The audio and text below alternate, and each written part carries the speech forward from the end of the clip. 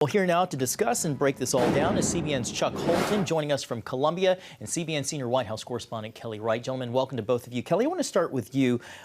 You were at the White House, and I want to start with this maritime crackdown. Is the administration planning more of these sanctions, and how worried are officials that this could provoke a larger showdown with Russia or its regional allies? Well, to that, John, they're not worried at all. Good evening to you, by the way. They're not worried at all about any provocation to Russia or China. They are doing exactly what they want to do, and that's continue to crack down on these sanctioned ships, particularly those that are flying under false flags. It should be noted that the Sophia had actually been trying to be elusive and elude capture by the U.S. forces in the region. They finally tracked them down and brought them under control, and now they're even looking at the possibility of bringing those who were sailing aboard the ship back here to the United States for prosecution. Kelly, I also want to ask you, because I know you had the chance to press the White House directly about guaranteeing Venezuela's stability in the wake of Maduro's arrest. What was the White House response? So I spoke to Caroline Leavitt, the press secretary, today during today's press briefing, and here's how that conversation developed in terms of what the United States will do for the Venezuelan people.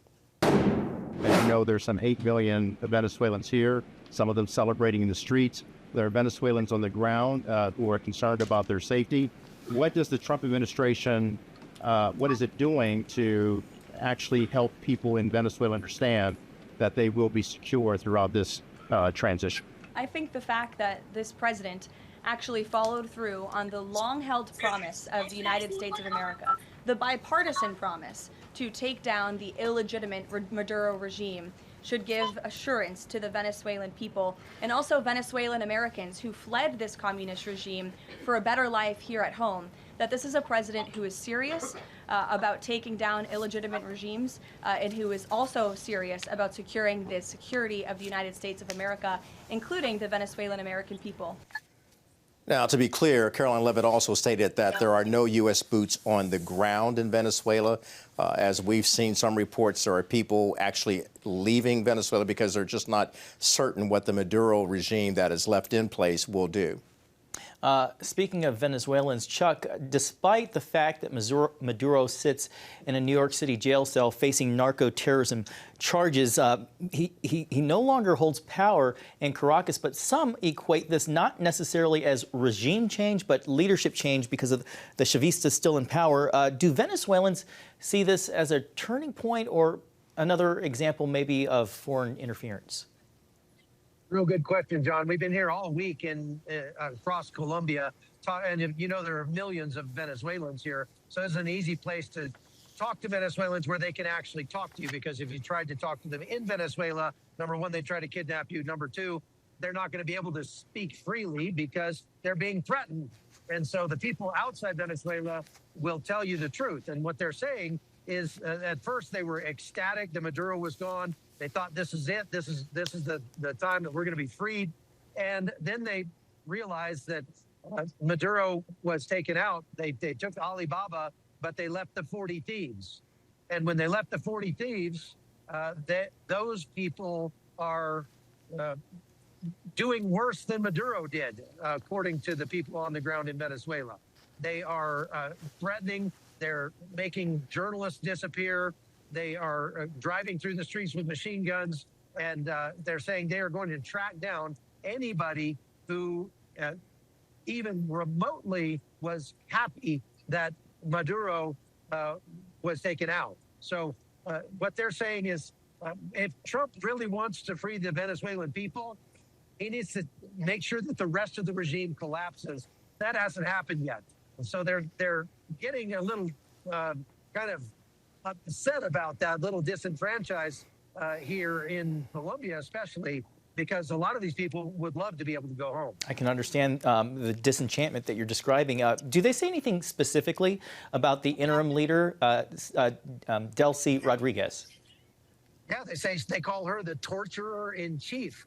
She's the daughter of a former terrorist, and she is more hardcore, more leftist, more communist, and more connected to the Cuban intelligence agency than Nicolás Maduro himself. And so they're saying this is not an improvement to get Delcy Rodríguez after taking Maduro out. And they're getting upset because they feel like President Trump is doing business with Delcy Rodríguez and happy to end it with that rather than actually go all out and go for regime change where Venezuelans could be free and they could go back home and make a good life again for themselves in their home country. Chuck, as you mentioned, you're there in Colombia. Colombia's president is firing back at President Trump's suggestion that he might be next. Can you talk about the mood on the ground there and how seriously Colombia is taking the prospect of regime change there as well? Right. So I'm here at a rally tonight with President Petro. He's going to be speaking here in a few minutes. And this is safe ground for him. Bogota is the most liberal, most socialist city in all of Colombia.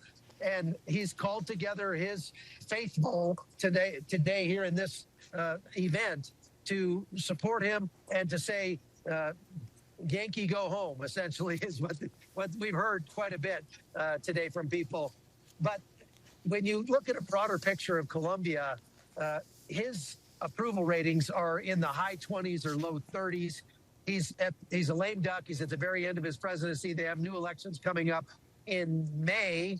And so if President Trump wanted to take Gustavo Petro out, he wouldn't have to do an operation like he did with Nicolás Maduro. He could just wait until he's no longer in office. It's very likely that the new president in Colombia will be a conservative or much more to the right from Gustavo Petro. And when that happens, President Trump could just ask for him to be arrested and extradited to the United States. Final question. We just have a few seconds left. Kelly, I want to turn to the Middle East, where Iran is now facing nationwide protests and reacting sharply to President Trump's threat to intervene if demonstrators are harmed. What more can you tell us about that? The White House is very clear that they want the protesters protected. President Trump has issued basically a warning to the Ayatollah, stating that if you harm the protesters, all options are on the table in terms of how the United States will respond. Real quickly, just a few seconds left. Chuck, final thoughts. Well, this thing is nowhere near over. And one thing I'll say about the president working with Delcy Rodríguez, Delcy does not want to work with President Trump, but she doesn't have an option right now because there's no place for her to store the oil they're taking out of the ground. And they might as well just dump it on the ground. So giving it to the United States is kind of the lesser of two evils. All right. CBN's Chuck Holton and White House correspondent Kelly Wright. Gentlemen, thank you so much for your time tonight. Sure.